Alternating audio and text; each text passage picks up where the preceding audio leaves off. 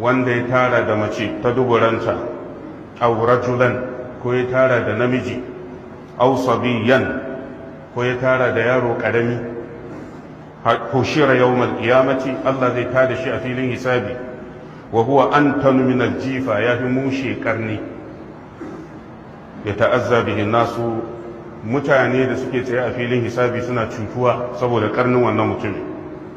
hatta ya dakula nara jahannam har sai an gama hisabi ya shiga wutar jahannama wa ahbata Allahu ajrahu kuma Allah ya bata aikin ya bata ladansa duk ladansa Allah ya bata shi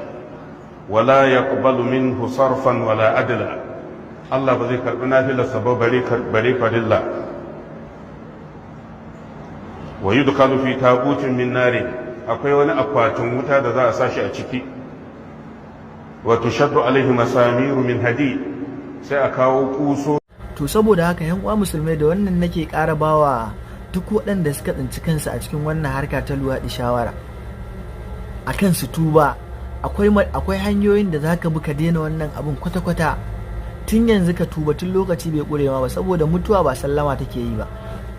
Kuma duk wanda yau ya dinnan ya faɗi ya mutu a wannan tafarki na luwaɗi, wallahi duk waɗannan abubuwa da kuka ji a baya wallahi sai sun same ka. Wallahi sai sun same ka, tunda manzon Allah sallallahu alaihi wasallam ne ya faɗa, wallahi sai sun same ka. Saboda haka tun yanzu tun lokaci bai ƙure ma ba, ka tuba. Mun kawo matakan da duk wanda ya tsinci kanshi a cikin wannan harka ta luwaɗi in dai ya bi su bi iznillahi zai daina.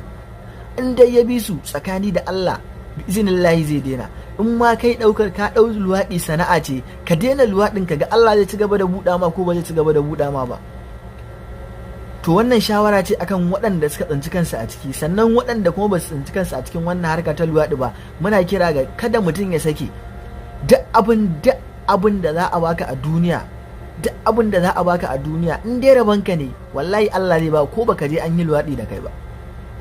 Wannan shine shawara a takaice.